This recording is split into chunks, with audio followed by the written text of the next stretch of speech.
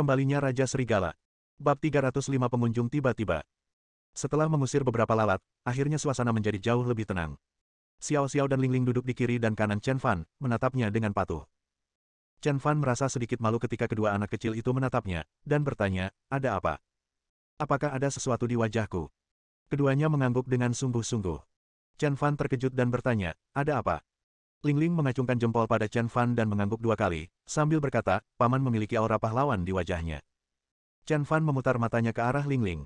Ini adalah pertama kalinya dalam hidupnya dia diejek oleh seorang anak kecil. Surong yang ada di sampingnya tak kuasa menahan tawa dan bertanya, kamu ingin jadi apa kalau sudah besar nanti? Ya, ayah memiliki ekspresi heroik di wajahnya. Xiao Xiao menggemakan kata-kata Ling Ling sambil tidak lupa bekerja sama dengan rekan satu timnya. Chen Fan tidak tahu apakah harus tertawa atau menangis.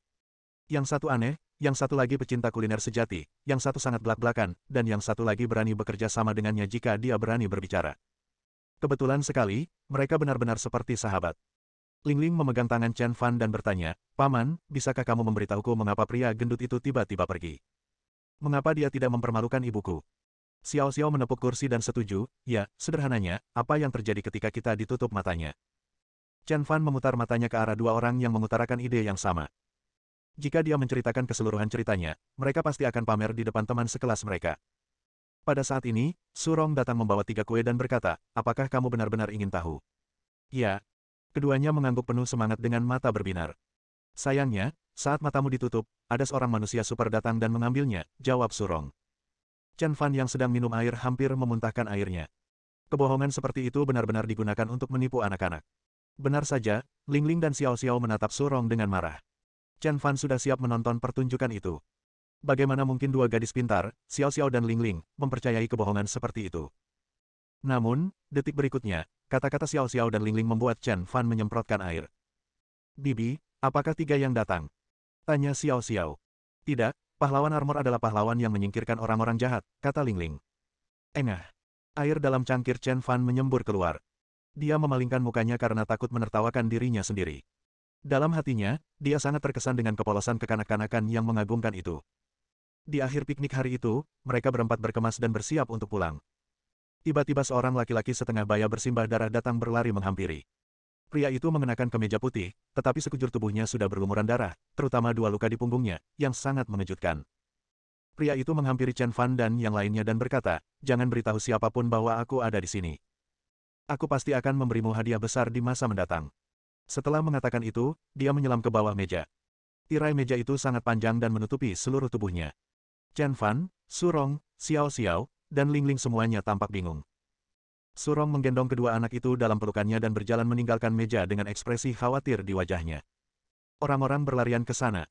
Beberapa suara sesekali terdengar di kejauhan, tetapi gagasan umumnya dapat didengar. Mereka sedang mencari seseorang, dan orang yang mereka cari seharusnya adalah orang yang ada di bawah meja. Chen Fan membuat keputusan cepat, jangan panik, lakukan apa yang perlu kamu lakukan, dan ingat untuk tidak mengatakan omong kosong. Surong mengangguk, dan kedua anak kecil itu juga mengangguk. Tidak lama kemudian, sekelompok orang berlari keluar dari hutan di belakang. Mereka semua mengenakan jas hitam dan kacamata hitam. Mereka memegang parang berlumuran darah di tangan mereka, dan kedua pemimpin itu juga memegang 2 pistol. Bahkan ketika dia melihat Chen Fan dan yang lainnya, dia tidak menahan diri sama sekali. Dapat dilihat bahwa asal-usul kelompok orang ini tidak sederhana. Tampaknya orang yang mereka cari adalah orang yang ada di bawah meja, dan kemungkinan besar luka di punggung orang itu ditinggalkan oleh mereka. Pria berjanggut di depan berjalan mendekat, melirik Chen Fan dan yang lainnya, lalu bertanya dengan kasar, hei, apakah kalian melihat seorang pria lewat di sini? Pada saat itu, pria di meja itu menahan napas dan berusaha untuk tidak bersuara. Hidupnya bergantung pada jawaban mereka. Ketika Surong melihat pistol di tangan pria itu, dia sangat takut hingga ingin menggelengkan kepalanya. Chen Fan memotong pembicaraannya tepat pada waktunya dan berkata perlahan, apakah itu seorang pria setengah baya berjas dengan luka tusuk di punggungnya? Ya, itu dia. Kau melihatnya. Teriak lelaki berjanggut itu dengan kasar. Chen Fan mengangguk, dia berlari ke arah pegunungan yang dalam. Jika kamu mengejarnya sekarang, kamu seharusnya bisa menyusulnya. Pria berjanggut itu mengamati Chen Fan dari atas ke bawah, mencoba mendeteksi apakah Chen Fan berbohong. Paman tidak berbohong padamu, orang itu benar-benar masuk ke hutan, kata Ling Ling. Ya, aku juga melihatnya. Xiao Xiao juga sangat mendukung rekan satu timnya. Pria berjanggut itu lalu mempercayai apa yang mereka katakan. Lagi pula, anak-anak tidak akan berbohong. Dia lari ke hutan, kejar dia. Pria berjanggut itu memimpin anak buahnya ke dalam hutan. Panggilan. Pria di bawah meja menarik napas dalam-dalam dan akhirnya melarikan diri. Bab 306 mengenal ayah mertuaku lagi. Melihat pria berjanggut dan anak buahnya berjalan pergi, Chen Fan mengetuk meja dan berkata, mereka sudah pergi jauh, keluarlah. Pria itu kemudian merangkak keluar dari bawah meja dan berbaring di tanah, terengah-engah. Jelas saja, pemandangan mendebarkan tadi membuatnya sangat ketakutan. Hati-hati. Sekitar 30 detik kemudian, Chen Fan secara naluriah menjadi waspada dan mengambil inisiatif untuk datang ke Surong, Xiao Xiao, dan Ling Ling, melindungi mereka di belakangnya. Ayah, ada apa? Tanya Xiao Xiao dengan suara rendah. Namun, Chen Fan memberi isyarat kepada Surong untuk melindungi kedua anak itu dan memberikan perlindungan sekunder. Pria parubaya itu juga menatap Chen Fan dengan tatapan bingung dan bertanya, ada apa? Chen Fan melihat ke suatu tempat dan berkata, seseorang datang membawa senjata. Kewaspadaan dari Raja Serigala di Aula Raja Serigala, suara senjata yang bergesekan satu sama lain saat berlari terlalu familiar baginya. Meskipun suara ini tidak terdengar seperti suara tepuk tangan teratur yang dibuat oleh sebuah tim, setidaknya ada lebih dari 10 orang yang datang. Segera. Sekelompok orang masuk, semuanya mengenakan seragam tempur dan dilengkapi dengan peralatan paling canggih. Chen Fan bisa tahu sekilas bahwa ini adalah tentara bayaran. Pria parubaya di tanah menatap Chen Fan dengan kaget. Anda pasti bukan orang biasa yang menemukannya sebelum saya. Pria parubaya itu berdiri dan berteriak pada sekelompok orang, saya di sini.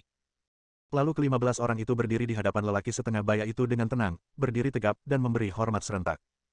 Guru, maafkan saya karena terlambat. Kata seorang laki-laki berhidung bengkok di antara ke-15 orang itu. Pria parubaya itu berbalik dan berkata kepada Chen Fan dan yang lainnya, jangan gugup, mereka adalah orang-orangku. Saya, Duan Kun, berterima kasih kepada Anda semua karena telah menyelamatkan hidup saya. Silakan datang ke Gedung Kunyun untuk menemuiku besok. Aku akan sangat berterima kasih. Setelah mengatakan itu, Duan Kun melambaikan tangan kepada pria yang melaporkan kejadian tersebut. Pria itu mengeluarkan senjata rakitan dan melemparkannya ke Duan Kun, mereka berlari ke sana, bunuh mereka. Duan Kun memimpin dan mengejar ke arah di mana si jenggot besar dan anak buahnya pergi, diikuti dari dekat oleh 15 tentara bayaran. Dari hutan yang jauh terdengar suara pertempuran sengit. Jelaslah bahwa kelompok orang ini telah memulai perkelahian dengan pria berjanggut dan gerombolannya. Chen Fan memandang Surong dan yang lainnya. Meskipun mereka hanya pengamat dalam masalah ini, mereka memiliki hubungan tertentu dengan perkembangan hingga saat ini. Terlepas dari menang atau kalahnya salah satu pihak, semuanya akan kembali kepada mereka. Untuk menghindari hal yang tidak diinginkan, Chen Fan tidak mengatakan apa-apa lagi dan segera membawa Surong dan yang lainnya pergi. 1 jam kemudian, Chen Fan mengirim Surong dan yang lainnya pulang, lalu kembali ke rumah bersama Xiao Xiao. Xiao Xiao sangat lelah setelah bermain sepanjang hari, jadi dia langsung tertidur lelap begitu sampai di rumah. Orang tuanya belum kembali. Setelah menyelimuti Xiao Xiao, ponsel Chen Fan berdering. Qian Dajiang menelepon. Chen Fan menjawab panggilan itu. Saudara Fan, apakah Anda pergi ke villa rekreasi hari ini? Qian Dajiang bertanya di ujung telepon. Benar sekali, ada apa? Tanya Chen Fan. Begini. Hari ini, orang-orang Zhou Xihua dan orang-orang Duan Kun saling tembak di area villa rekreasi. Pertama, orang-orang Zhou Xihua menghalangi orang-orang Duan Kun dan memukul mundur mereka. Untungnya, Duan Kun cukup beruntung untuk diselamatkan. Kemudian, orang-orang Duan Kun datang untuk mendukung dan membunuh orang-orang Zhou Xihua dan memukul mundur mereka. Kebetulan, kamu juga ada di villa hari ini. Seharusnya kamu yang menyelamatkan nyawa Duan Kun, kan? Tebak Qian Dajiang. Chen Fan tidak menjawab. Dia tidak ingin terlibat dalam perseteruan antara kedua keluarga. Saya sangat tertarik dengan latar belakang Zhou Xihua dan Duan Kun. Siapa Zhou Xihua dan Duan Kun? Tanya Chen Fan. Qian Dajiang menjawab, Zhou Xihua dan Duan Kun juga dapat dianggap sebagai salah satu kelompok keuangan di kota Jiang. Kekuatan keuangan mereka bahkan lebih kuat daripada Lu Sun, Lu Zongzheng, dan Li Ruixue. Zhou Xihua berasal dari keluarga kaya setempat, dan bisnis keluarga mereka sebagian besar adalah pengembangan real estate, sementara Duan Kun adalah pengembang di ibu kota provinsi. Keduanya sama-sama berkuasa. Hanya saja mereka berdua sangat aneh. Mereka tidak pernah berinteraksi dengan kalangan atas kota Sanjiang, tetapi mereka selalu bertengkar satu sama lain dan berusaha merebut hak pembangunan Teluk Dongjiao. Perkelahian sering terjadi. Oh, ngomong-ngomong, keluarga Siamu juga punya sebidang tanah di Dongjiaowan. Saat ayah mertuamu sedang berada di puncak kejayaannya, dia juga mengembangkan sebidang tanah itu, dan hampir berhasil. Juga, saudara Fan, yang ingin kukatakan kepadamu adalah bahwa ayah mertuamu bukanlah orang biasa. Keluarga Xia yang sebenarnya ada di utara. Keluarga Xia di sana benar-benar mengerikan. Ayah mertuamu hampir berhasil mengembangkan keluarga Xia dengan bantuan keluarga Xia di utara. Chen Fan menatap foto ayah mertuanya di dinding. Setelah mendengar apa yang dikatakan Qian Dajiang, dia tampak memiliki semangat seperti singa. Xia Wenchang juga sangat sukses saat itu. Cabang utama Xia yang sebenarnya awalnya ada di utara, mungkin keluarga itu. Chen Fan tak dapat menahan diri untuk tidak berpikir mendalam. Di sisi lain, Qian Dajiang melanjutkan, Saudara Fan, jika Anda ingin ayah mertua Anda memulai kembali pembangunan Teluk Dongjiao, Anda dapat meminta bantuan Duan Kunzu. Duan Kun jauh lebih dapat diandalkan daripada Zhou Xihua. Keduanya terus berbicara banyak tentang Xiao Wenchang, dan panggilan ditutup 10 menit kemudian. Bab 307 Pertengkaran Keluarga Xia. Yang tidak diduga Chen Fan adalah keluarga Xia ternyata masih ada hubungan darah dengan keluarga Xia Utara. Tidak heran ketika dia menikahi Xia Simo, semua orang di keluarga Xia menentangnya, kecuali lelaki tua dari keluarga Xia. Mungkin orang tua dari keluarga Xia mengetahui identitasku saat itu, jadi dia membiarkanku menikahi Xia Simo. Chen Fan hampir yakin dengan tebakan ini, karena kemudian lelaki tua dari keluarga Xia pergi ke utara dan kembali dengan penyakit serius lalu meninggal dunia. Pada kurun waktu inilah keluarga Chen di utara juga mengetahui keberadaannya di kota Sanjiang dan mengirimkan para ahli ke kota Sanjiang. Demi keselamatan Xia Simo dan yang lainnya, dia harus meninggalkan kota Sanjiang, dan dia pergi selama 5 tahun. Sekarang setelah saya mengetahui rahasia ini, segalanya menjadi jelas. Semua ini adalah kehendak Tuhan. Apakah ada rahasia menakjubkan di baliknya? Mungkin rahasia ini ada hubungannya denganku. Tapi apa rahasia ini? Dia tidak tahu. Xia Wenchang adalah orang yang sangat pengecut. Siapa yang mengira bahwa 5 tahun yang lalu, dia begitu berkuasa dan mengendalikan proyek pembangunan Dongjiaowan sendirian. Tapi apa yang terjadi kemudian? Apa yang terjadi dengan keluarga Xia lagi?